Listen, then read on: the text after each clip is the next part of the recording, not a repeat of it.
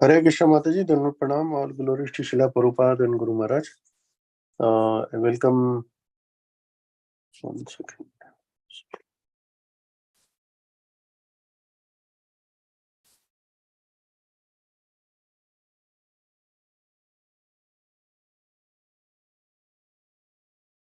Yeah. Hare Krishna Mataji, I welcome you. Today we are very fortunate. We have Her Grace Prema Padmini Mataji from Bangalore, India. And Mataji is going to enlighten us from Srimad Bhagvatam, Canto 6, Chapter 10 and verse number 9. Hare Krishna Mataji, you may take over the call when you are ready. Hare Krishna. Thank you very much.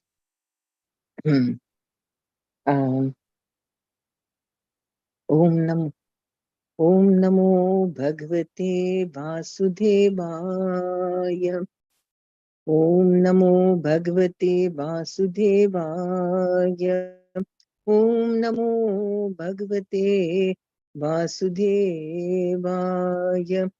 Narayanam Namaskritya Naram Chaiva Narottamam Devim Saraswatim Vyasam Tato Jayam Udirayit Nashtaprayeshu Bhadreshu Nityam Bhagavata Sevaya Bhagavati Uttama Shloke Bhaktir Bhavati Naistiki Mukam Karoti Vachalam Pangum Langayate Girim Yat Kripatamaham Vande Shri Gurum Dinatarinam Paramananda Madhavam Sri Chaitanya Ishwaram Om Ajnanatimirandasya Gyananjana-shalakaya Chakshurunmilitam Yena Tasmai Shri Gurave Namaha.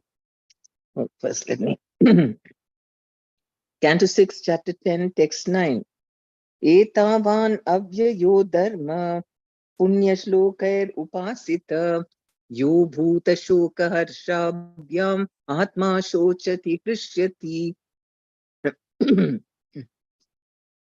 If one is unhappy to see the distress of other living beings and happy to see their happiness, his religious principles are appreciated as imperishable by exalted persons who are considered pious and benevolent. Purport: one generally follows different types of religious principles or performs various occupational duties according to the body given to him by the modes of material nature. In this verse, however, real religious principles are explained. Everyone should be unhappy to see others in distress and happy to see others happy. Atmavat sarva bhuteshu. One should feel the happiness and distress of others as his own. It is on this basis that the Buddhist religious principles of non-violence, ahimsa parama dharma, is established. We feel pain when someone disturbs us, and therefore we should not inflict pain upon other living beings. Lord Buddha's mission was to stop unnecessary animal killing, and therefore he preached that the greatest religious principle is non-violence. One cannot continue killing animals and at the same time be a religious man. That is the greatest hypocrisy. Jesus Christ said, "Do not kill," but hypocrites nevertheless maintain thousands of slaughterhouses while posing as Christians. Such hypocrisy is condemned in this verse. One should be happy to see others happy, and one should be unhappy to see others unhappy. This is the principle to be followed. Unfortunately, at the present moment, so-called philanthropists and humanitarians advocate the happiness of humanity and the cost of lives of poor animals. That is not recommended herein. This verse clearly says that one should be compassionate to all living entities, regardless of whether human, animal, tree, or plant. All living entities are sons of the Supreme Personality of Godhead. Lord Krishna says in Bhagavad Gita 14.4, Sarva Yonishu Kaunteya Murtaya Sambhavantiya Tasam Brahma Mahad Yonir Aham Bija Pradapita. It should be understood that all species of life, O son of Kunti, are made possible by birth in this material nature, and that I am the seed-giving father. The different forms of these living entities are only their external dresses. Every living being is actually a spirit soul, a part and parcel of God. Therefore, one should not favor only one kind of living being. A Vaishnava sees all living entities as part and parcel of God, as the Lord says in Bhagavad Gita 5.18 and 18.54. Vidya Vinaya Sampanne Brahmane Gavihastini Shuni Chaiva Shvapakecha Panditaha Samadarshina. The humble sage, by virtue of true knowledge, sees with equal vision a learned and gentle Brahmana, a cow, an elephant, a dog, and a dog eater. Brahmabhuta prasannatma na sochati na kankshati samasarveshu bhuteshu madbhaktim labhate param. One who is transcendently situated at once realizes the supreme Brahman and becomes fully joyful. He never laments nor desires to have anything. He is equally disposed to every living entity. In that state, he attains pure devotional service unto me.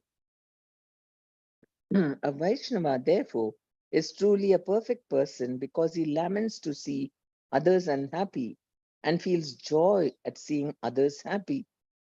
A Vaishnava is paradukka dukhi. He is always unhappy to see the conditioned souls in an unhappy state of materialism. Therefore, a Vaishnava is always busy preaching Krishna consciousness throughout the world. Om Jnanatimirandasya Jnana Shalakya Chakshurunmilitam Yena Tasmai Shri Gurave Namah. Namam Vishnu Padaya Krishna Prestaya Bhutale Srimate Jayapataka Swaminati Namne Namah Acharya Padaya Natai Kripa Pradayani Gaurakata Dhamdaya Nagar Gram Tarni Namam Vishnu Padaya Krishna Prestaya Bhutale Srimate Bhaktivedanta Swaminati Namne Namaste Saraswati Devi Gaurvani Pracharne Nirvisesh Sunyavadi Paschat Deshtarne Jai Sri Krishna Chaitanya Prabhu Nityananda Shri Advaita Gadadhar Shivasadi Gaura Bhakta Vrinda Hare Krishna Krishna Krishna Hare Hare Hare Ram Ram Ram Hare Hare. If one is unhappy to see the distress of other living beings and happy to see their happiness, his religious principles are appreciated as imperishable by exalted persons who are considered pious and benevolent. So, of course, here Prabhupada is mainly spoken about, first of all, first and foremost, you know, being compassionate to animals, because, it's the basic thing, cruelty, which is very obvious that you're committing gross violence by killing someone and taking pleasure at their cost. That is the most grossest form of offense. And so he's, as long as we are doing even that, then how can we talk of higher principles of all, you know, um, human beings, everyone?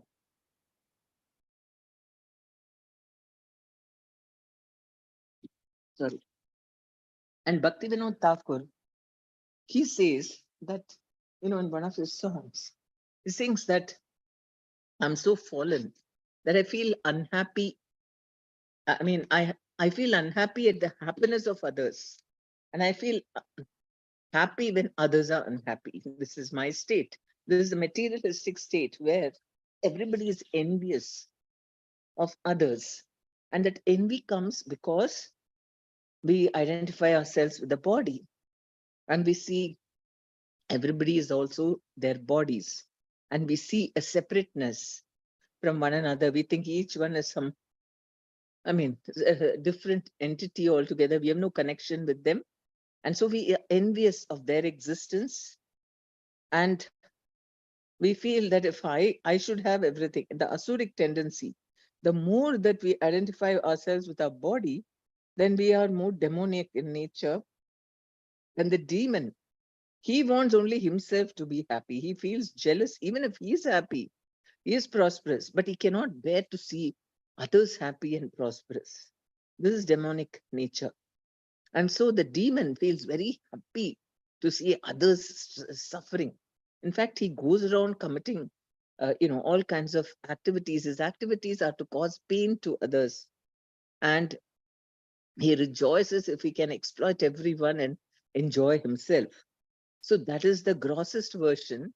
But then there are shades which are there, and there are, until we do have some kinds of demonic tendencies as long as we are not fully surrendered to Krishna. The Vaishnava is one who is fully surrendered to Krishna, and so his identity is totally as a servant of Krishna.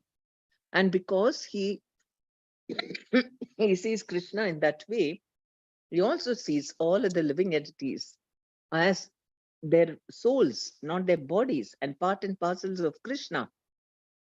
And he sees that everybody is engaged in Krishna's Leela. Maybe some are, few are devotees and they are taking part in Krishna's Antaranga Leela. And there are majority in this material world who are taking part in his Bahiranga Leela. They are completely Maya Devis, making them think that they are this body. But anyway, they are connected with Krishna, and Krishna is the Paramatma, is entering every living entity's body. Even tiniest of tiny microbes also, Paramatma is there along with the Jivatma. So because of saying this, because of saying everyone is Atma and Paramatma also in every body, if you see that, then naturally you will think Vasudeva Kutumbikam. Everybody is belonging to Vasudeva, so we are all one family. And we will then be able to feel the happiness of their happiness and distress of others at others' distress. That happens to the evolved soul who is identifying as a Krishna's servant. He has no competition with others. Only in that state. That is why if somebody is really able to see that, that is what Dadichi is saying to the Devatas, that if one is unhappy to see the distress of other living beings and happy to see their happiness, his religious principles are appreciated as imperishable. Only in complete spiritual consciousness we can feel this. Otherwise, you see, very few people, the minute you are unhappy, so many people will be feeling happy, oh, very good, and they will be gossiping. You know what happened?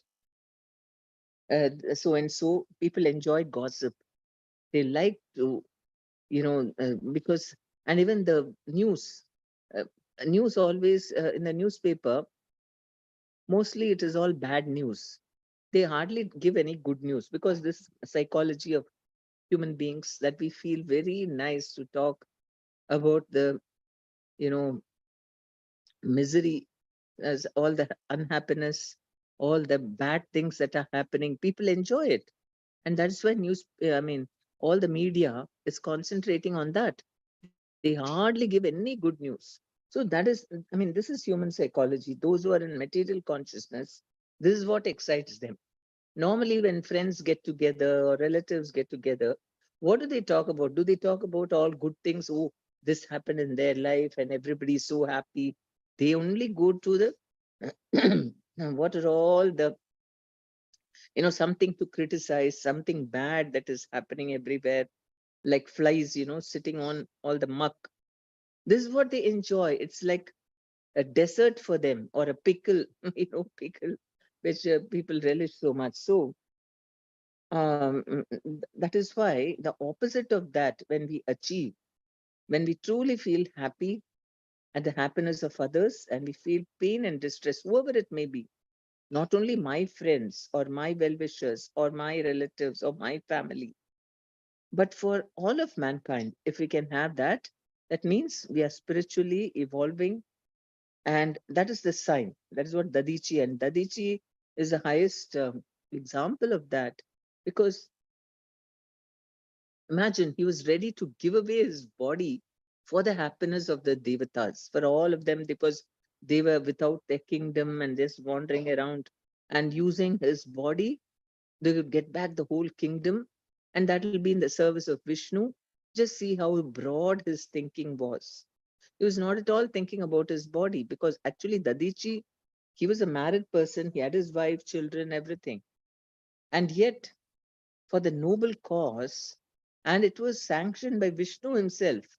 Vishnu only told the Devatas, go and ask Dadichi for his skeleton, for his bones. So Dadichi was a great worshipper of Lord Shiva, but he was also, Lord Shiva, and then he was highly evolved, and he had this kind of this thing, just like Lord Shiva. Lord Shiva also, to mitigate the pains of others, he undertakes so much of austerity for himself, just like the Nilakanta, Lord Shiva having taking the poison from the ocean and drinking it. Then he's come here to this material world. He's an expansion of Krishna, but he's come to this material world just to be with the most fallen people who have no hopes of progress in spiritual life. Such people he goes and he makes himself available in such an easy form, just a stone, so that people can easily offer, and very easy forms of worship, not many rules or regulations. And so in this way, even a little bit they do, he's very satisfied, just to elevate them. And he associates with them, he stays with them. He dresses up in such a way that tamoguni people are very attracted. They feel very comfortable because he's easily approachable. So much difficulties he takes. So Dadichi, being his worshipper, he had also that mood. And Shiva also blessed him and said, yeah, you can do that, because what does it matter, one day or the other, the body is going to die. And if it can be used for such a higher cause, then he'll definitely be immediately liberated and go back to Godhead. So see, the Devatas are actually, they are not on that level. They are in the level that Dadichi, imagine, they didn't feel pain at the thought of Dadichi losing his body. I mean, they should have felt, oh my God, how can we do this? They didn't even think for a moment that just for us to get back our kingdom, we're asking such an atrocious thing to someone, that give up your body and give me your bones. They might have felt ashamed, but they should have, if they had put themselves in that place, they would have thought, how horrible. How can we demand such a thing? So they were not evolved. Whereas Dadiji, so highly evolved that he felt their pain. Without the kingdom, lost their kingdoms, they're not able to perform their services to Vishnu and not enjoy the kingdom. And he felt pain at their pain, and so he said, okay, take my body. So that is why he's saying he was inspiring himself to perform his religious principle of giving. I mean, this is a very much like something out of the way. It doesn't say everywhere. I mean, this is not a normal instruction that if somebody demands that you give your body for them, you should give up. There's no rule like that.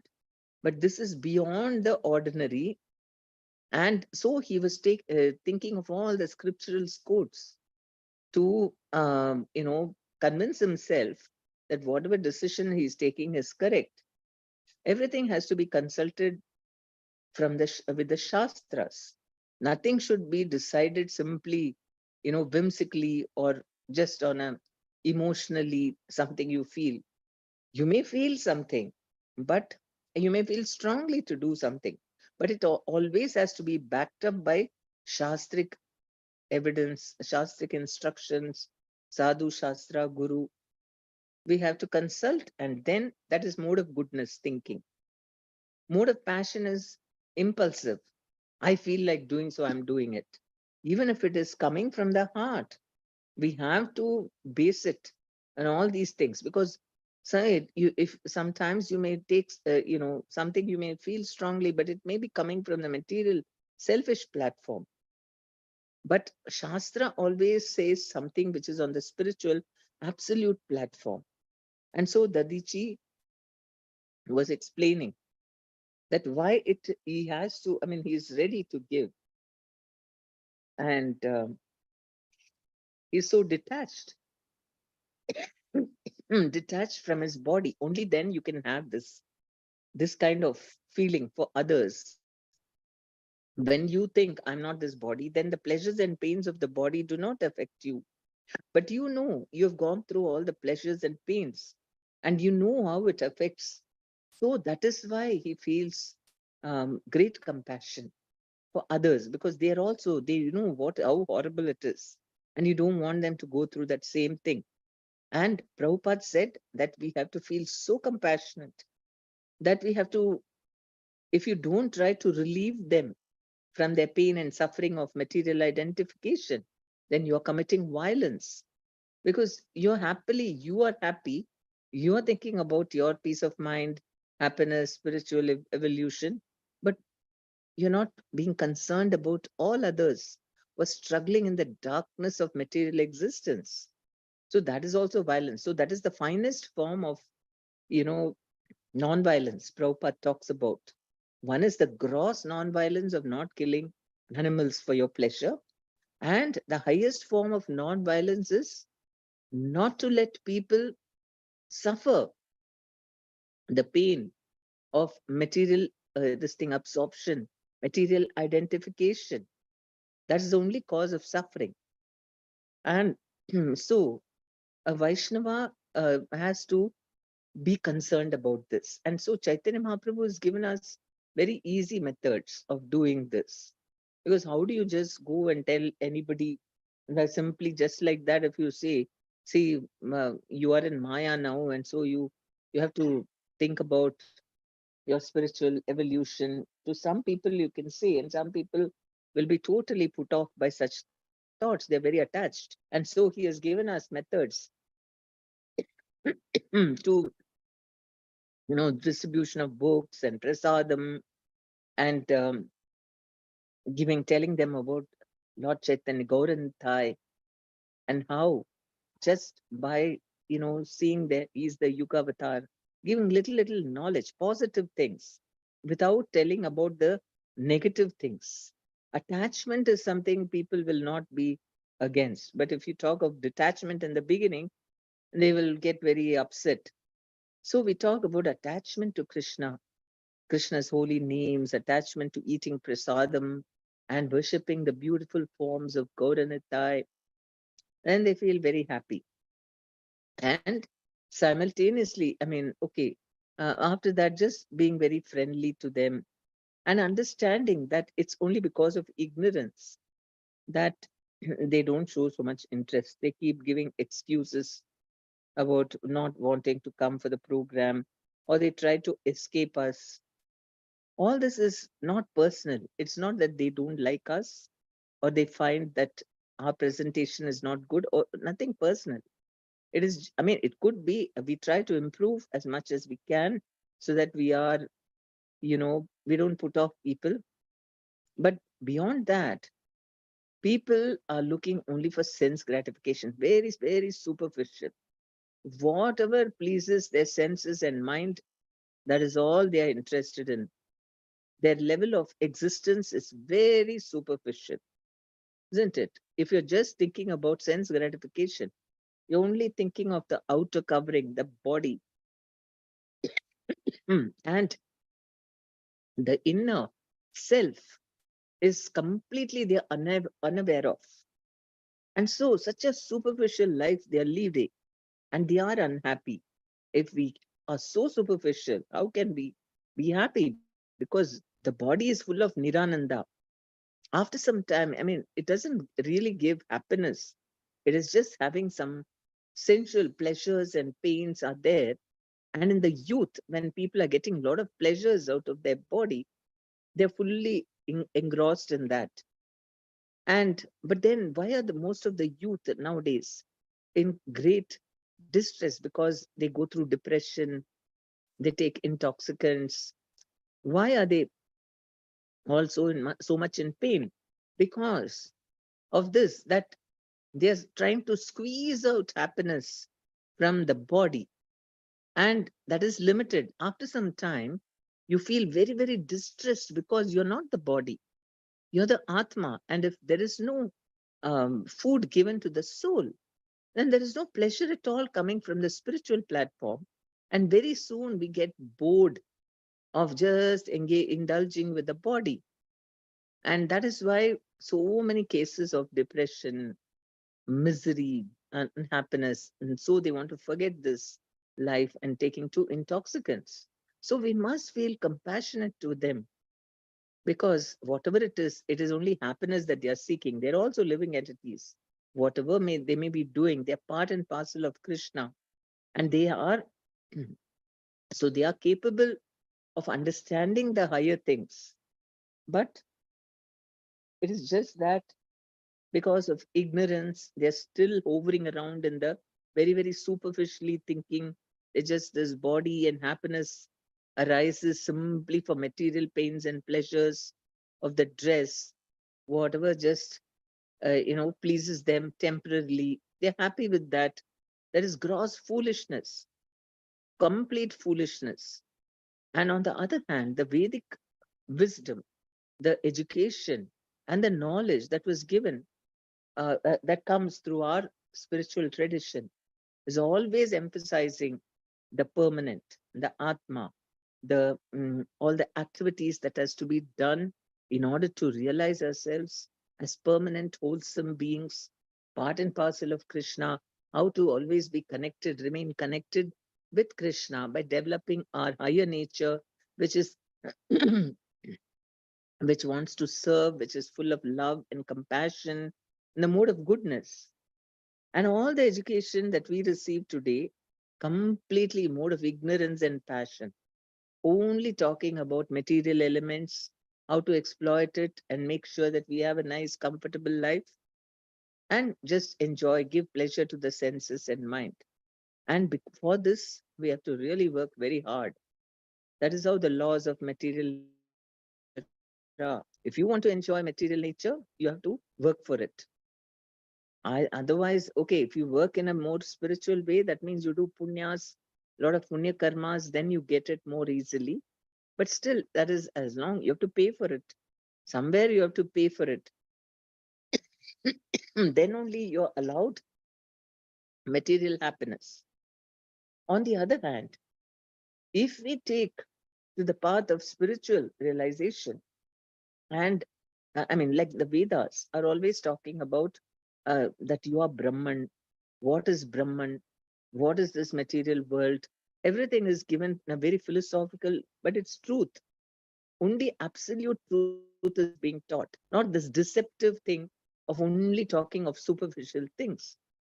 And so naturally, everybody is in complete ignorance. And and the thing is, everybody is thinking that only is knowledge. You have to get more and more and more and more of material knowledge. It doesn't stop at all, just to exploit. But the funny thing is, you have to work harder and harder and harder to get it.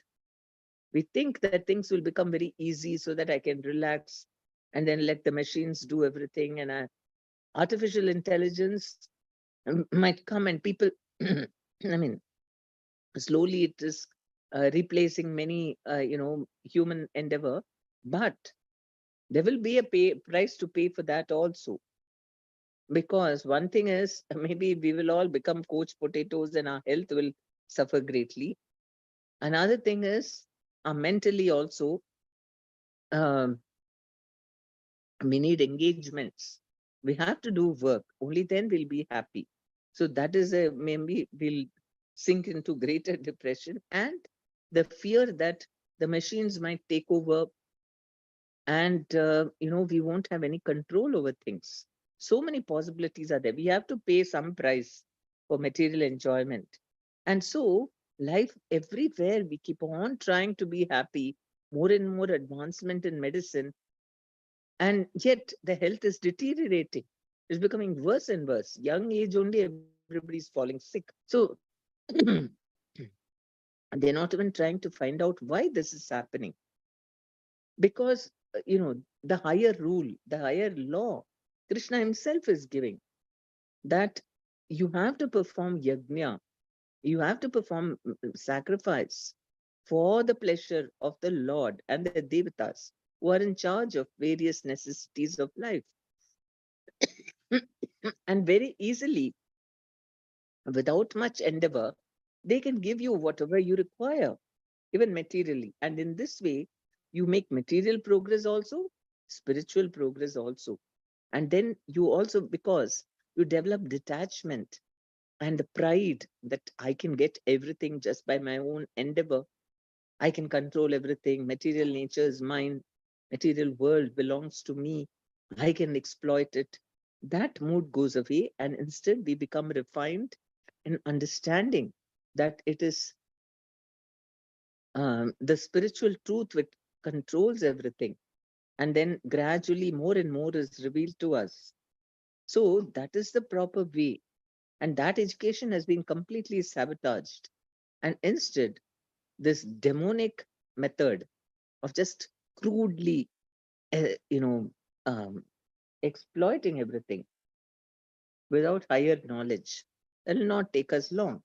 So that is why, and then more and more people are turning against one another. So much of enmity, wars, misunderstandings, and deep selfishness, and wanting to possess other people's wealth, looting and stealing on all levels is going on. And in this, only one who is fully grounded in our Vedic truths can show the way. And luckily, now it's happening that because India is emerging also slowly, what you call, progressing in materially also. But more than that, it is the wisdom of what we have to offer, the spiritual knowledge and the mentality that goes with it, how to exist in this world so that we can be happy and let others also be happy. So that is why we had, I mean, more and more they're looking to India's leadership. Why? Because we have this wealth, this spiritual knowledge, and the desire not to exploit other people, coexistence, everybody's wishing for everybody's happiness. Sarve Sukhino Bhavantu, Vasudeva Kutumbikam. All this is part of our tradition and culture and the spiritual. So everything, the whole material existence, our lives are wedded with spiritual knowledge. You cannot exist without spiritual knowledge. If you just concentrate on material thing, it is really, I mean, it is like cutting off our, one part of ourselves. Totally, how can we have a holistic understanding of ourselves if we only have knowledge about the body? Even mind, intelligence, false ego, this they just know that it exists because it exists, but because of its subtle nature, they don't know much about it. Highly unexplored. But if you read Bhagavad Gita, there's no need to study so much of psychology. The more we fall into material abyss, ignorance, more complicated knowledge of psychology is required. But on the other hand, if you teach people Bhagavad Gita and Vedic truths, there's no need of all this counseling and so many things. It's only because of bodily identification that life becomes so complicated, because people have different types of diseases and mental diseases also. More and more, it's becoming complicated only because of that. But the minute you understand, Aham Brahmasmi, I am the soul and I am Das Anudas Anudas of Krishna, all problems just evaporate. That's the amazing thing. And that is why teaching Bhagavad Gita to all the children, and then that will ensure that there won't be any problems in their life. We hardly had all these problems earlier when society, at least Vedic society, taught all the children. They went to gurukuls and they had the spiritual knowledge. We don't read about all these mental problems at all. And today, physically, everything is becoming more comfortable, but mentally, there is so much suffering. And and then they're doing research on the mind. But to solve it without Krishna consciousness, without spiritual understanding, very, very complicated and takes a long time. I personally witnessed many times, how devotees, when they come with depression and all that, and then we just give them a lot of care and tell them to chant, engage them in services, tell them about Krishna consciousness, lot of katha, stories, pastimes, and be very loving to them. Very quickly they overcome. Even if they were in depression, maybe for 10 years when Mataji was taking medicines, but still she would get into this, you know, mood depressions where she would should become very suicidal. And she had two children also, and she would tell everyone, please take care of these two children. For me, I want to leave my body. So it was very severe. And just for 3 4 days she came and stayed with us, and we took very nice care of her, for prasadam and stay, and we engaged her constantly in some doing service for Krishna, all the time telling her about Krishna, what is Krishna consciousness. Somehow she was, even though she had that severe depression, she also was listening and, doing all these things. And within 3 4 days, miraculously, she just became so happy. And then after that, she never, and even she became completely cured. And the doctors were so surprised. How is it that for 10 years you were taking all these medicines and everything? She had a big history, and then just in a few days, everything gone. Okay, she must have been a special soul who was ready to follow whatever we said and accepted it. But even other people, youth who keep coming, they have depression, problems, then they share with us. And then because of taking up Krishna consciousness, chanting, and all that, and then we tell them go and spend some time with the cows in the Goshala, mode of goodness, they feel. And within a very short time, they're all cured. Nobody can even believe that they had depression before and they used to look very dull and unhappy. All that is gone very quickly, because the minute you understand I'm not this body, I am a soul, and I am part and parcel of Krishna, and you engage in service to Krishna, all misery goes automatically, all bad fortune goes away, all sinful reactions are burnt. This is the simple truth. Truth is so simple. Falsehood is very complicated, but truth is very simple. So, why we avoid the truth? That is the greatest of paradoxes. Why people avoid truth when truth is so simple. Prabhupada also said, truth is so simple that you miss it. We think it can't be that simple. How can it be? It's simply you chant Hare Krishna, and then all your problems will be solved, and then you'll also be able to see God. And how can it be so simple? That's what we have, because we have been in material existence, and because we are surrounded by people who believe that life is very very complicated. So problems are complicated, so solutions also should be complicated. That is on the material realm, it's like that. But when you come to Krishna, it's just the opposite. Everything can clear off in a moment when you understand that both these energies are under his control. Material energy and spiritual energy, both are under his control. And Maya Devi, everything is personified. Maya is Maya Devi herself. Everything is very personal. When you understand that, and they're all very highly evolved beings, they're all spiritual, perfect beings who are working under the instructions of the Supreme Lord Krishna himself. And all we have to do is to just please them. Then everything, by being humble and glorifying them and accepting our dependence on them, being grateful for all the things that they are giving us, that is all is required. Life is very simple. We have to give up our pride, thinking that I can manage on my own. I don't need to bow down before anybody. Only this pride and arrogance is making this whole material world constantly in action. So much all the time, people are working so hard for some happiness which they don't find. It's eluding them. But all that is not necessary. Krishna says, just perform yajna, try to satisfy the devatas. That is the first step for beginners, those who are very materialistic. Give yajna to the devatas. And of course, in this age, he says, just chant Hare Krishna.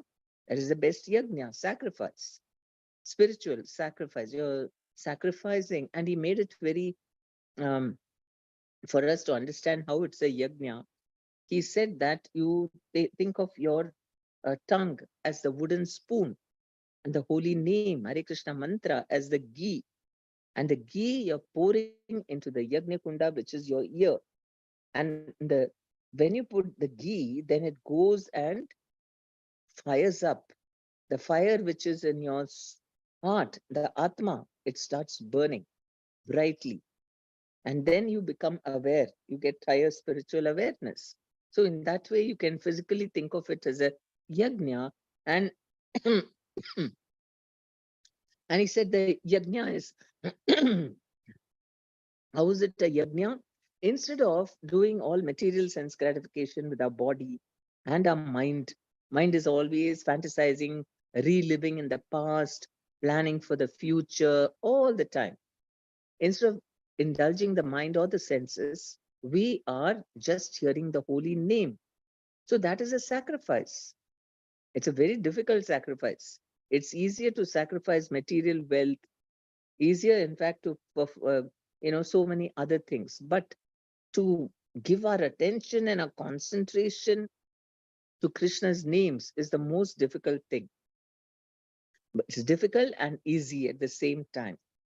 Easy because materially it doesn't require much great expertise, but it's only our desire for spiritual progress. That's the only thing we require to develop. Then, and so we are eager to hear the holy names. Just this one act can solve all the problems of material life. And that is why we think, how can it be so simple? Life is so complicated. How can just chanting Hare Krishna bring about? Because Hare Krishna is Krishna himself and he can solve everything. All we have to do is change our attitude of arrogance, of pride, wanting to establish ourselves as the controllers, the superknowers, and the smart elects who can do everything. Right? We're so proud about ourselves. And that is what? That is on the bodily platform. We are trying to impress one another how smart I am. But that is why we don't bow down before Krishna. And we um, don't want to acknowledge that we are actually very, very dependent on Krishna's mercy. And only by his mercy, whatever we have, whatever we are able to do, only his mercy. We fail to realize that. And that pride is the only thing we need to work on. We need to work on the pride. We need to become humble before God and glorify Lord, acknowledge our dependence on him, and we pray for his mercy so that we can advance in knowledge about him, in jnanam, vijnanam, also able to apply that knowledge in our day-to-day lives. That is what we need to concentrate on. Then peace and prosperity will be arranged by Krishna himself. Everything, the mystic power, it's all coming from Krishna. Yogis want to believe that they want to possess the mystic power. So Krishna, that is again an illusion. Krishna makes them think that by doing all these yogic performances, then they are getting a lot of power over material things. They can become smaller than the smallest, bigger than the biggest, all these things, mystic powers.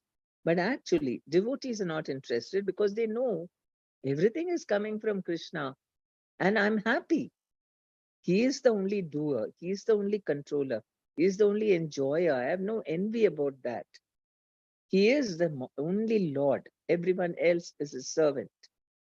If we stop envying Krishna, this, and we think, no, I also want to enjoy. I also want to be like Krishna. I want to feel I possess something. I'm controlling something. That's envying Krishna.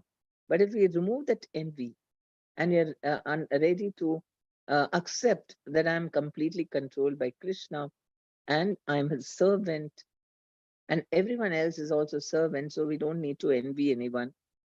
Everybody is a servant. Nobody is an enjoyer.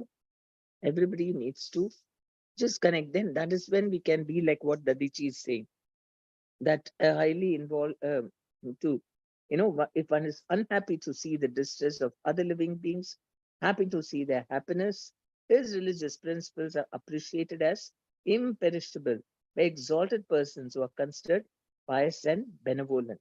So we can develop all these good qualities only by becoming Krishna conscious, by performing the yajna of chanting the Hare Krishna mantra very sincerely and attentively, and ignoring the mind.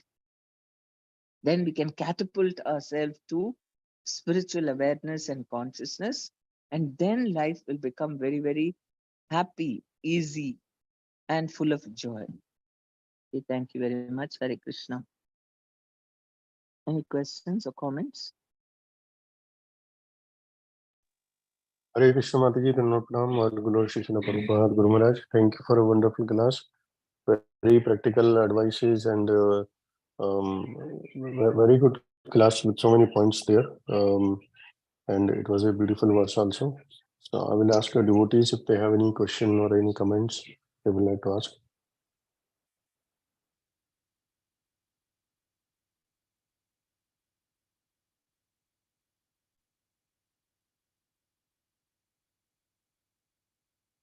Hare Krishna Mataji, Madana Pranam to you. Srila Prabhupada ki jai, Maharaj ki jai. Thank you so much. Like Prabhuji said, very nice. Your classes are so much Krishna conscious, and we just like enjoy them. And so Mataji, so much is stressed on the words about devotees' angle is they are they should be happy when the others are happy, and uh, like unhappy when others are unhappy, like that. So after coming into devotional life, first of all, we see so much of difference between a life of devotee and non-devotee. So somehow or the other, when we more and more learn from Vedic way, what happens is that this statement of being happy with the happiness of others as general in human being, we tend to follow this more among devotees, but we don't have that thought for the non-devotees. They are saying, okay, this person is unhappy, let him be unhappy. He's not following Krishna consciousness, or oh, this happened, okay, fine, he's not even following regulations. That thing comes in the mind. At least I'm just speaking for myself, that oh, he's not following four regular prayer, he or she not chanting the Lord's name, how they're living their life. That mood come, then you say you don't care, it's okay, let them. So then you kind of disconnect with the person, and you think, okay, I'm like, I cannot preach to the person also. So kind of like I live in a boat where I feel that I'm not completely following, because this is coming from Bhagvatam, and we have to holistically take the scriptures and live it in our life. But it's not exactly happening with me, because maybe I'm not at that that stage of like Kanishta Adhikari. Those three Adhikaris are there, right? Yeah, I'm not at the I forgot the other's name. Madhya Kanishta Adhikari. Then there were two more, right? The top one is like Madhya, and the top one is Uttama. Uttama, yeah. So Uttama, to they will take everything as this thing only. Everyone, because that's how they are. So do you have some thoughts on this? Yeah, the thing is, we have to understand that if we are able to follow all this only because of some good fortune, we were also in Maya, no? We all, so many lifetimes, we have stayed in complete ignorance. Somehow, by some mercy, some good fortune, our knowledge is awakened, and we are able to follow. So that is why we should understand that people are very helpless. It is because of bad fortune that they are like that. And we can, and it can change also, unless somebody takes compassion on us.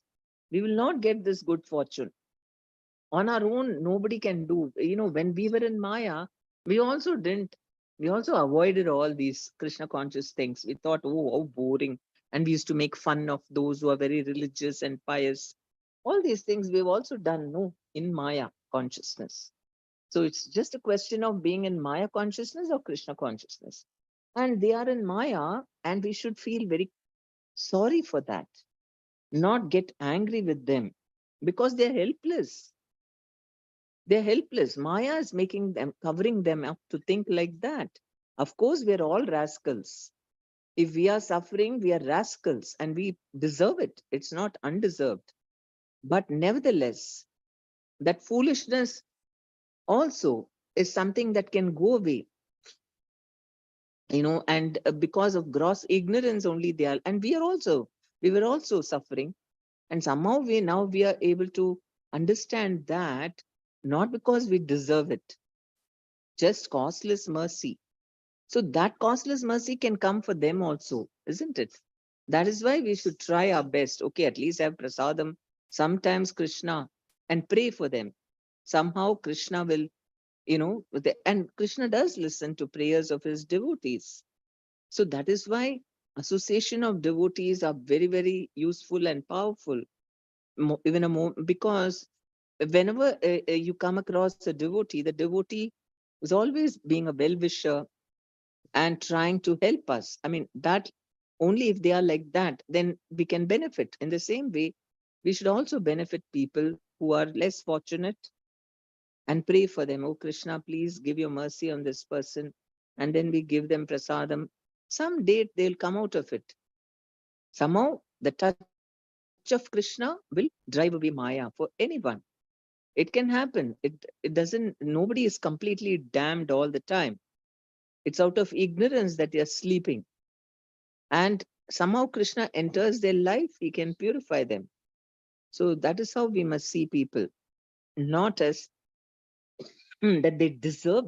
Yes, all of us deserve the pains, whatever we cannot say, oh, I'm a saintly person, unnecessarily I'm suffering. No, we have done something for which we suffer.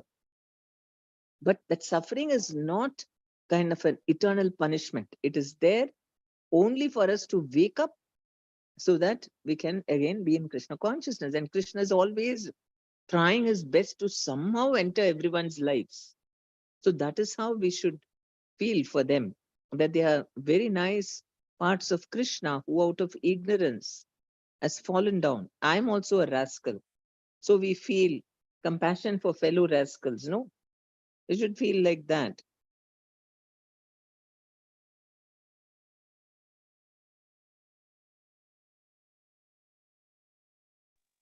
Because Yes, Mataji, you're right. You're right. But just that, I think it's a form of an false ego, that comes in. It's not like we are purified. So that like tells us that, now just these people are like this. And that time we forget that Krishna is in their heart so many times. So whenever, like, for example, we fall into the three, things of lust, anger, greed, that is the time we forget. We think we are the body and I have to get angry. I have to possess so much money, property, or there's lust for, it can be for so many things. Like we can even be lusty as far as prasadam is concerned. I want to have more and more and more plates to of prasadam. So, that greed and everything is there. So, like, so that's like what I understood is you were also saying in your class that when we attach ourselves to the body, then all these negative things come. So how can we always think we are not the body? That is another thing which, I'm like, I always feel, how do I tell myself? Like when the anger comes, it will not be like, okay, my anger is coming. Like sometime in the material world, they'll say, okay, start breathing, sit in a place. But at that anger time, one doesn't even remember the holy name. Krishna is not there in the picture at all. So everything kind of goes away, like how we can just keep on practice, because we might keep on chanting and all, but at the same time, we're harboring these qualities, of anger, greed, lust, and, being in the mode of passion, ignorance, and also thinking one more thing that, like these three kinds of dukkha is there, adi bhautik, adi devik, and adhyatmik. They are there. And then of course, then, like There were two more. Yeah, there's birth, death, old age, disease, all troublesome. Everything is there, but then we start taking, okay, this like for example, uh, like what I mean to say is, I'm trying to be clear. Like, we live in Florida, so a lot of hurricanes come. So this one hurricane went by, and everybody's stressed out. They were making sure the light, water, some sandbags are there, and all these things they were collecting to protect the windows and all. But when it went away, we were happy again. Okay, now let's enjoy, so when the stress come, of course, we get this thing, but then once it's gone, we again, just that enjoying mentality doesn't go. Again, that's related to, like, we are thinking of ourselves not as the body, and we want to enjoy. So if you can share some points where we can always think whether we fall into lust, anger, or we are away from like a difficult situation into happy situation, how we can always think we are not the body. That if there's any special tips you can give us, then it'll help me in my spiritual life. Thank you, Mataji.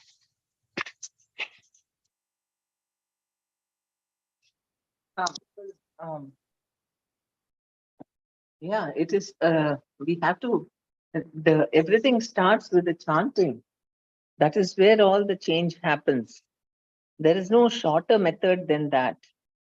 We have to invest our and a full attention, full concentration, importance for chanting Hare Krishna mantra every day.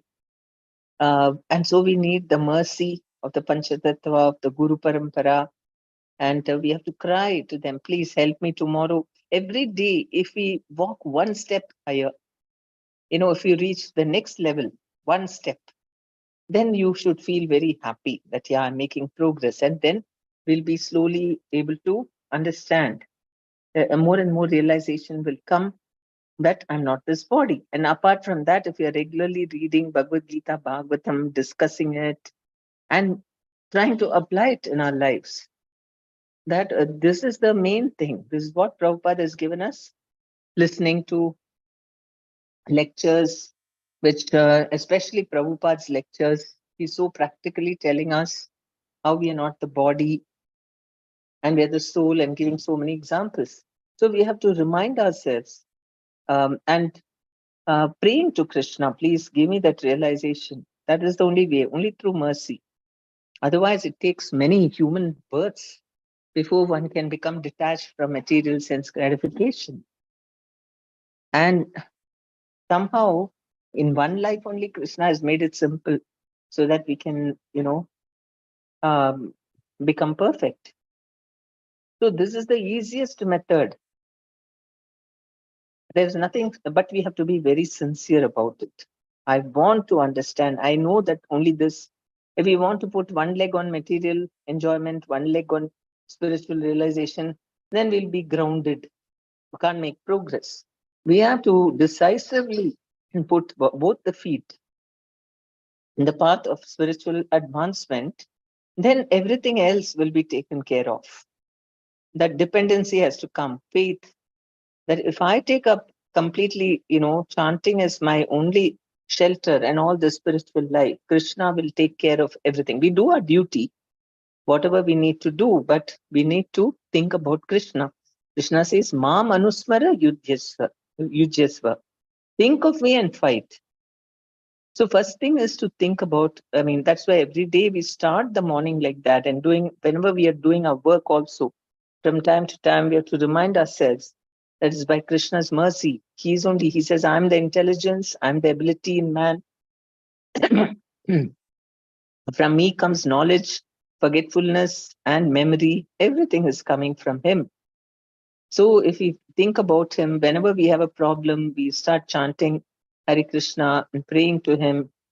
This way our faith will develop, and then all the time we will remain as humble servants of Krishna.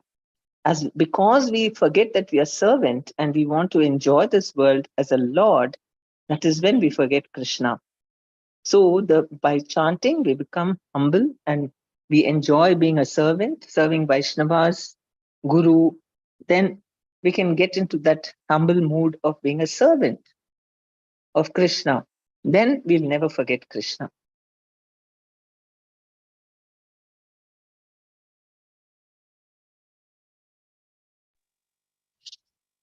Yes, Mataji. So I think every day, we have to remind ourselves, get up in the morning, like we say, we bow down 3 times. So this thought was coming to me, like we bow down, like we should bow down 3 times, and sometimes we take bath also 3 times. Depends on what kind of seva is there throughout the day. We have to some temple seva, DT seva. So similarly, we have to remind ourselves 3 times that we are the servant of Krishna, and then we have to be humble, to put it down some or maybe pin it up somewhere. And I'm just talking about myself. So that repetition reminder will kind of keep us on track, and then we won't get into much of other things. Like I just wanted to share, like there's such a this Sunday we had like a Sunday love feast, and it's so amazing that there were these young people, they were giving the class, and sometimes we talk about all this not related to the class, but it's so amazing that there is so much given, and so less we have read, that there was a simple definition given. I just wanted to share it on top of my head today of yesterday's our Sunday feast at the temple ISKCON Orlando. It says, what is prajalpa? So there's something in Sanskrit says kala, haren, kari, something. I'm not very good at speaking Sanskrit, but it says the term prajalpa refers to useless gossip that just waste one's precious time, by Bhakti Vinod Thakur. So it's like, what I'm understanding is like sometimes we get into talks with people, discussions, we waste time. I mean, we just get into it and we think we are enjoying that. But if we just understand one line, which Bhakti Vinod Thakur has mentioned, that it wastes our precious life, then I think we can give up Prajalpa and many other habits which we had earlier and are still encountering. So just this thought came to me because, this question I asked you, like how we can just give up. I mean, simply you said we are servant of Krishna. So that solves the whole problem. But can we remember it all the time? That's the point. So even for other things, like, I mean, the acharyas have given us, like, if we think of Prajalpa, we will say, oh, we enjoy doing it, we do this, do that. But do we actually connect that to time? How much time it takes away? Even like scrolling on the phone or doing some activity which is not connected to Krishna for our own this thing only. We're trying to surf something, finding in the internet and this and that, and 2 hours have gone, So then it's as good as Prajalpa only, because it's like we wasted so much time. So just some thought was there from yesterday's class also. And so thank you, Mataji, for you covered one verse, Mataji, today. Yes. Yeah, I heard you read in the morning. Yeah. And so nice that Bhagavatam, when we're reading, it's not like we're feeling guilty that we're not reading. But if we're not reading Bhagavad Gita regularly, there are verses of Bhagavad Gita in the Bhagavatam, so that's nice. And it's other way around also. I think we have Bhagavatam verse in Bhagavad Gita too, right? Yeah, two Bhagavad Gita verses are there. So that's nice. That way, we are in touch with both these Amala Puran, which should be read and contemplated on, and most importantly, followed. Yeah. Thank you, Mataji. Thank you so much. Hare Krishna. Hare Krishna.